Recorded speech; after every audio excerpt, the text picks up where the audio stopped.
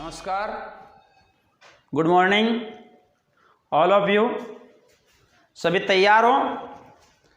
Pen और register लेके। जो पीछे वाली क्लास थी उसमें हम जैव रसायन पढ़ रहे थे, बायोकेमिस्ट्री पढ़ रहे थे।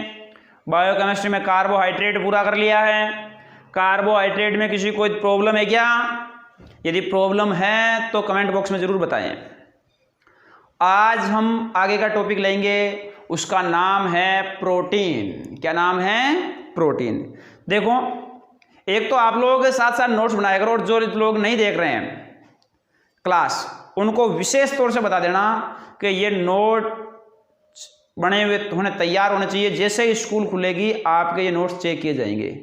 एग्रीकल्चर वाले विशेष तौर से सुन लेना, सारे नोट्स तैयार होने चाहिए और साथ साथ ही सारे चैप्टर भी तैयार होने चाहिए। मैं रोज़ यही एक चीज़ बता रहा हूँ कि जो चीज़ आपको समझ में नहीं आ रही है, कोई टॉपिक में प्रॉब्लम है, तो आप कमेंट बॉक्स में ज़रूर पूछें। अभी तक आप उन्हीं सपनों में सो रहे हो जो कभी बाबा आदम के ज़माने में सो रहे थे कि क्या है, कब स्कूल खुलेगी। अब आपको जगना है, 6 महीने हो गए आपको नींद लेते हुए। बिल्कुल अब जग जाओ, तैयार हो जाओ और बिल्कुल नया कार्य नई एनर्जी के साथ में करना शुरू कर दो, जिससे कि हमारी क्लास सुचारू रूप से चल सके, आपकी पढ़ाई किसी प्रकार से बाधित नहीं हो और टाइम टाइम चल सके। और सब लोग क्लास में जरूर अटेंड किया करो। अब देखो, हम बात करते हैं आज के टॉपिक की। आज का टॉपिक है आपका प्रोटीन। क्या नाम है? प्रोटीन। अब इस प्रोटीन की हम बात करते हैं।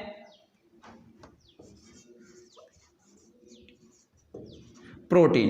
अब प्रोटीन के बारे में क्या है, प्रोटीन क्या होता है उसके बारे में हम सबसे पहले बात करते हैं कि प्रोटीन अमीनो अम्लों के उच्च अणु भार वाले जटिल जैव बहुलक होते हैं। कि जो प्रोटीन है, जितने भी अमीनो अम्ल होते हैं, उन अमीनो अम्लों का उच्च अणु भार वाला जटिल जैव बहुलक होते हैं, जटिल जैव अणु होते हैं, उन्हीं को हम क्या कहते हैं? प्रोटीन कहते हैं। तो सबसे पहले इसमें आपको एक पंक्ति लिखनी है। उस पंक्ति में ऐसे लिखना है कि यह एमिनो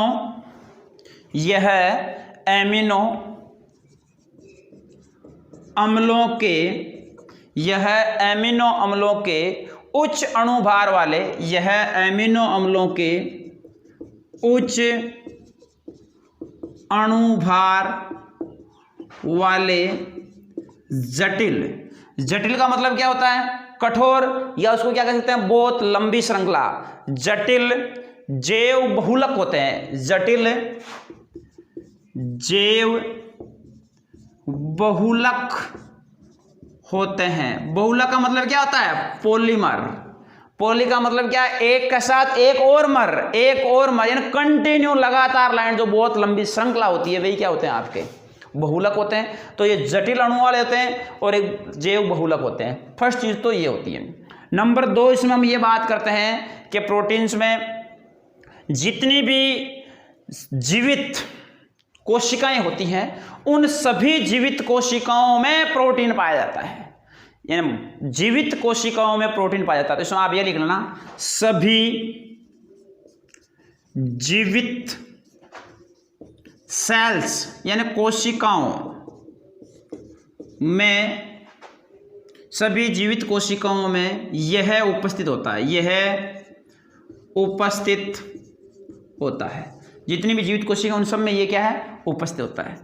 नंबर अगले पॉइंट की बात करें तो हम ये कह सकते हैं कि ये एक ग्रीक शब्द है, उससे लिया गया है। उस ग्रीक शब्द का क्या नाम है? यह ग्रीक भाषा का शब्द। अब ग्रीक भाषा का शब्द है और वह शब्द है आपके पास में प्रोटियोस। यह ग्रीक भाषा के शब्द प्रोटियोस से लिया गया है। तो ग्रीक भाषा का शब्द कौन सा है? प्रोटियोस। आपको बोर्ड एग्जाम में छोटा ही क्वेश्चन पूछा जा सकता है कि प्रोटीन ग्रीक भाषा के कौन से शब्द से लिया गया है? तो प्रोटियोस शब्द से लिया गया है। किससे लिया गया है? प्रोटियोस शब्द से लिया गया है। इसके बाद में हम ये कहते हैं कि ये प्रोटीन होता है, ये शरीर के अंदर जितने भी अनुसरण होती हैं, या जितने भी शरीर में वर्दी होती है, सतियां होती है, उन सभी की रक्षा करने के लिए कौन आवश्यक होता है? प्रोटीन। यदि किसी प्रकार के आपके शरीर में ग्रोथ हो रही है तो उसके लिए भी प्रोटीन आवश्यकता है। यदि आपको किसी प्रकार की कोई चोट लगी, उस चोट को सुचारू रूप से वापस सही करने के लिए किसकी आवश्यकता होती है? प्रोटीन की आवश्यकता होती है। अब इसके बाद में हम ये कह सकते हैं कि जितने भी वनस्पति होते हैं उन वनस्पतियों की तुलना में जीव जंतुओं में प्रोटीन क्या होता है? अधिक होता है। तो आप ये लिख सकते हो, वनस्पतियों की तुलना में जीव जंतुओं में इसकी मात्रा अधिक पाई जाती है।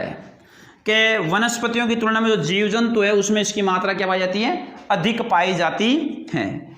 इसके अलावा हम ये कह सकते हैं कि जो भी जीवधारी होते हैं, जीवधारियों,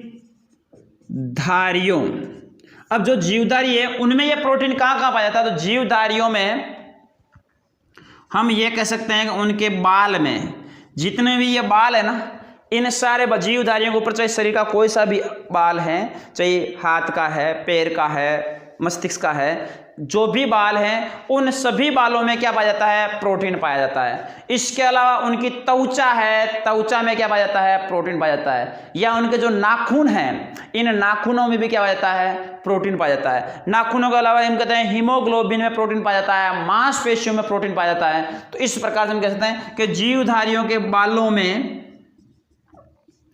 त्वचा में, हीमोग्लोबिन में यानी एचबी में, इसको एचबी बोलते हैं शॉर्टकट में, हीमोग्लोबिन में, नाखून में, तो इन चीजों में, जैसे बालों में, त्वचा में, हीमोग्लोबिन में, नाखून में, या हार्मोन्स है उतने हार्मोन्सों में आदि में प्रोटीन पाया जाता है। जीवधारियों में, बालों में, त्वचा में, हीमोग्लोबिन, नाखून, हार्मोन्स आदि में प्रोटीन पाया जाता है। तो ये चीज आपको पता होनी चाहिए कि जीवधारियों में कहां कहां पे प्रोटीन पाया जाता है। अब प्रोटीन का संगठन क्या होता है उसके बारे में तो आपको हेडिंग डालनी है, प्रोटीन का संगठन। कि प्रोटीन का संगठन क्या है? तो प्रोटीन के संगठन के बारे में हम ये बात करते हैं कि सभी प्रोटीन होते हैं वह नाइट्रोजन युक्त, किस युक्त? नाइट्रोजन। सभी प्रोटीन नाइट्रोजन युक्त जटिल कार्बनिक यौगिक होते हैं, जिनमें नाइट्रोजन के अलावा कार्बन होता है, ऑक्सीजन होता है, सल्फर होता है। तो इस प्रकार के यौगिक पाए जाते हैं, नाइट्रोजन युक्त कार्बनिक यौगिक होता है। तो इसमें लिखना है प्रोटीन के संगठन में कि यह नाइट्रोजन युक्त जटिल कार्बनिक यौगिक हैं, यह नाइट्रोजन युक्त जटिल कार्बनिक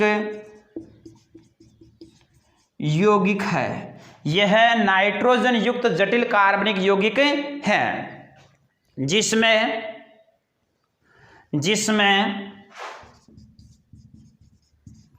नाइट्रोजन के अलावा carbon, oxygen, sulphur, carbon, oxygen, sulphur, hydrogen तत्व पाए जाते हैं। कि यह नाइट्रोजन युक्त जटिल कार्बनिक यौगिक है। इसमें नाइट्रोजन के अलावा कार्बन होता है, ऑक्सीजन होता है, सल्फर होता है, हाइड्रोजन है, आदि तत्व पाए जाते हैं। तो ये होता है प्रोटीन का संगठन। और इस प्रोटीन के अतिरिक्त क्या होता है इसमें कि जो भी आपके पास में फास्फोरस है या आयोडीन है या कुछ धातु जैसे लोहा, तांबा, जिंक, मैग्नीशियम होते हैं, उनकी भी कुछ मात्राएं पाई जाती हैं, लेकिन उन्हें हमें इतना ध्यान नहीं देना। एक चीज आपको ये जरूर ध्यान रखनी है कि जो प्रोटीन होता है, इस प्रोटीन का जब आप जल अपघटन करते हो, बार बार क्या करते हो? जल अपघटन करते हो। जब प्रोटीन का बार बार जल अपघटन किया जाता है तो पेप्टाइड बनते हैं। क्या बनते हैं? पेप्टाइड बनते हैं। और जब इन पेप्टाइडों का पुनः आप क्या करते हो, जल अपघटन करते हो। क्या करते हो, जल अपघटन। अपघटन, आपके पास में प्रोटीन था, प्रोटीन का जल अपघटन किया, पेप्टाइड बन गया, और पेप्टाइड का जब पुनः जल अपघटन किया जाता है तो एमिनो अम्ल बनते हैं। क्या बनते हैं, एमिनो अम्ल बनते हैं। ये चीज हमें पता होनी चाहिए। प्रोटीन का जल अपघटन करने से पेप्टाइड बनते हैं और पेप्टाइड का जल अपघटन करने से एमिनो अम्ल बनते हैं। ये चीज हमें पता होनी चाहिए। अब एक छोटी सी बात आ जाती है कि एमिनो अम्ल क्या होते हैं, उनके बारे में हमें चर्चा करनी है। तो एक बार आप इनको साथ साथ नोट कर लेना और अच्छी तरह से पॉइंट डाल के लिख लेना। अब हम बात करेंगे एमिनो अम्लों की। किसकी बात करेंगे, एमिनो अम्लों की। तो देखिए अब हम बात करते हैं एमिनो अम्लों की कि एमिनो अम्ल क्या होते हैं, उनके बारे में बात करनी है।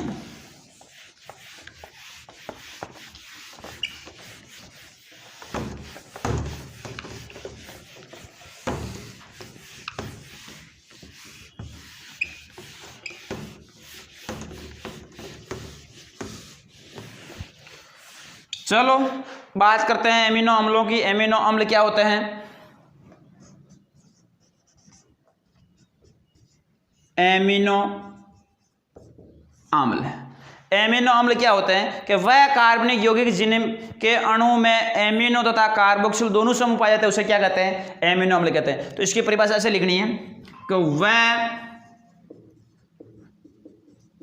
कार्बनिक यौगिक, वह कार्बनिक यौगिक जिनमें एमिनो तथा कार्बोक्सिलिक, वह कार्बनिक यौगिक जिनमें एमिनो यानी NH2 तथा एमिनो के साथ में कौन सा समूह रहता है, उस समूह को हमें ध्यान क्या रखना है, उस समूह को ध्यान रखना है हमें कार्बोक्सिलिक। क्या रखना है, कार्बोक्सिलिक। वह कार्बनिक यौगिक जिसमें एमिनो तथा कार्बोक्सिलिक यानी COOH समूह, एमिनो तथा कार्बोक्सिलिक समूह दोनों पाए जाते हैं, दोनों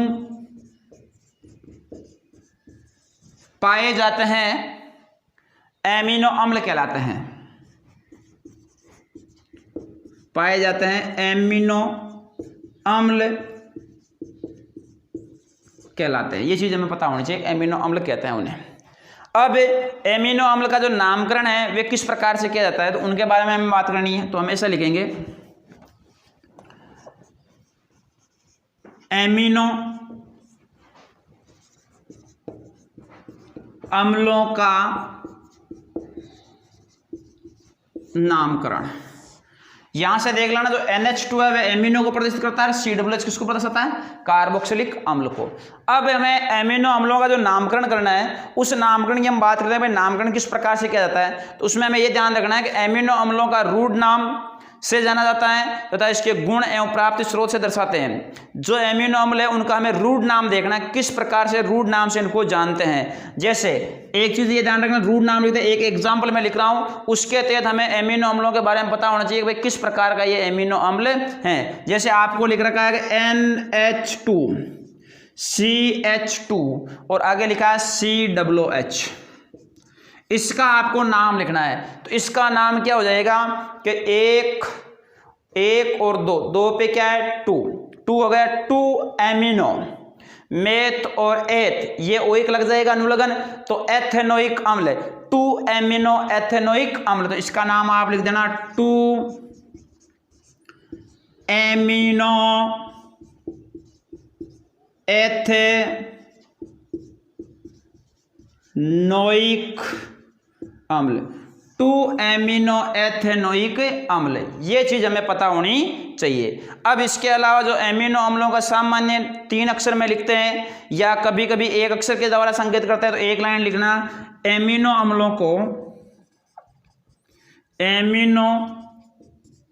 अम्लों को सामान्यतः 3 अक्षरों या एक अक्षर से प्रदर्शित करते हैं, या तो 3 अक्षरों से प्रदर्शित करते हैं या कितने अक्षरों से, 1 अक्षर से प्रदर्शित करते हैं। जैसे हम बात करते हैं सबसे पहले कुछ एमिनो अम्ल हैं, उनकी हमें बात होनी चाहिए, क्रम संख्या हो जाएगी, यहाँ पे उसका नाम आ जाएगा और यहाँ पे उसका संक्षिप्त नाम आ जाएगा। तो ध्यान से देखना, जैसे आपने नाम के बारे में लिखा, सबसे पहले ग्लाइसिन, क्या लिखा, ग्लाइसिन। ग्लाइसिन को संक्षिप्त में क्या लिखते हैं, GLY, 3 अक्षरों में, और यदि 1 अक्षर में लिखोगे तो क्या लिखोगे, इसको केवल G लिखोगे। इसी प्रकार से जैसे मैं आगे की बात करता हूं तो आगे लिखा आपने एलेनिन, क्या लिखा, एलेनिन। अब एलेनिन है, एलेनिन को शॉर्टकट में क्या लिखा जाता है, ALA, और इसको यदि 1 अक्षर में लिखना है तो क्या लिखोगे आप, A। इसके अलावा नंबर 3 है, 3 में आपने लिखा सिरीन, सिरीन, सिरीन को आप शॉर्टकट में क्या लिखोगे, SER, और SER को क्या लिखते हैं हम, S, क्या लिखते हैं, S। इसी प्रकार से थ्रियोनिन, जैसे 4 नंबर लिखा आपने थ्रियोनिन, तो इसको लिखते हैं THR, और शॉर्टकट में क्या लिख देते हैं, T। नंबर 5 है थ्रियोनिन के बाद में, 5 नंबर को क्या लिखते हैं, वेलिन, क्या लिखते हैं, 5 नंबर को लिख देते हैं हम वेलिन, वेलिन, वेलिन में लिखते हैं VAL, और एक शब्द में क्या लिख देंगे उसको, V। वेलिन हो गया, वेलिन को आपने क्या लिख दिया, V के बाद में लिखते हैं ल्यूसिन, क्या लिखते हैं, ल्यूसिन। नंबर 6 ल्यूसिन, LUE, इसको शॉर्टकट में क्या लिखते हैं, L, ल्यूसिन को लिखते हैं L। ल्यूसिन के बाद में जो अगला यौगिक आता है जैसे आइसोल्यूसिन, आइसोल्यूसिन। नंबर 7 लिख दिया आपने आइसोल्यूसिन, ILE, तो इसको लिखते हैं हम I, आइसोल्यूसिन क्या लिखते हैं, I। अब नंबर 7 के बाद में आइसोल्यूसिन के बाद में हम लिखते हैं 8 नंबर एस्पार्टिक अम्ल, एस्पार्टिक अम्ल, एस्पार्टिक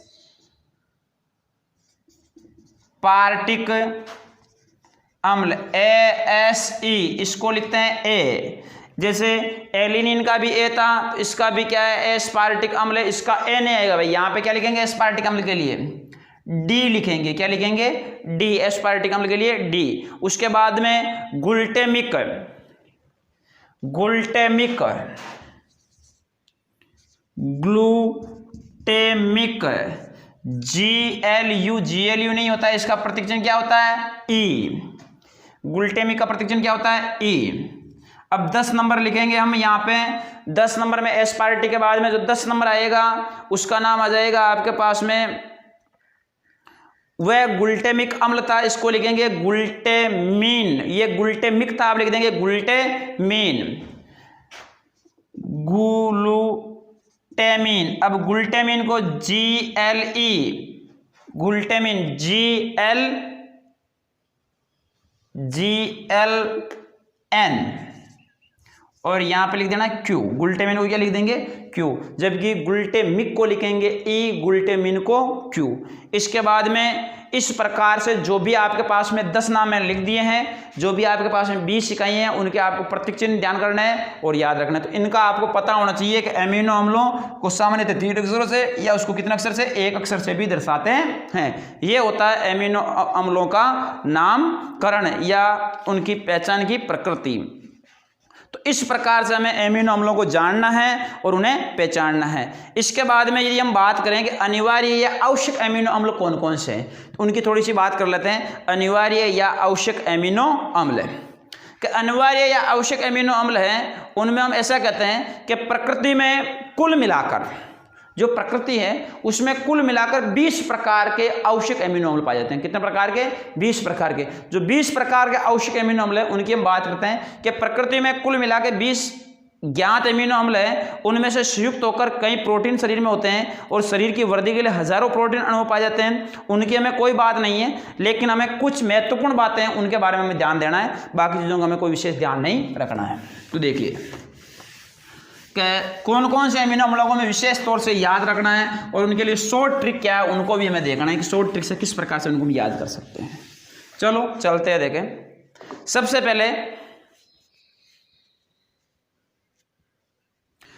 सबसे पहले जितने भी अमीनो अम्ल होते हैं जो शरीर में होने वाली व्याधि है या जो होने वाली कमी है, इनको दूर करने में सहायक कौन होते हैं? एमिनो अम्ल होते हैं। इन एमिनो अम्लों में जैसे हम कुछ एमिनो अम्लों की बात करते हैं कि एमिनो अम्लों में जो प्रोटीन का सेवन किया जाता है तो एमिनो अम्लों की प्रचुर मात्रा पाई जाती है। जैसे एक आवश्यक एमिनो अम्ल है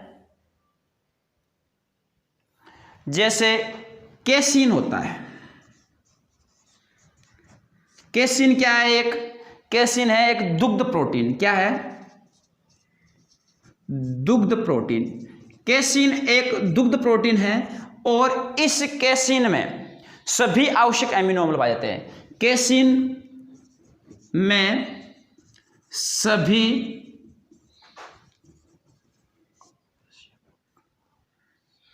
आवश्यक एमिनो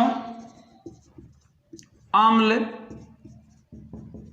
पाए जाते हैं। अब आपको पूछ लिया जाएगा दूध में कौन सा प्रोटीन पाया जाता है? तो केसीन। तो केसीन में सभी आवश्यक एमिनो अम्ल पाए जाते हैं और उनकी यदि हम बात करें 10 मुख्य एमिनो अम्ल हैं जिनकी हम बात करें आवश्यक एमिनो अम्ल कौन कौन से हैं। नंबर 1 होता है, उसका नाम है एमिनो अम्ल का, वह है ट्रिप्टोफैन। क्या नाम है? ट्रिप्टोफैन। नंबर 2 है, उसका नाम है वेलिन। क्या नाम है? वेलिन। नंबर जो 3 है उसका नाम है मिथियोनिन। Methionine, methionine.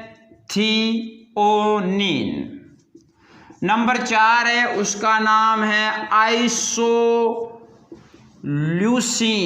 क्या नाम है?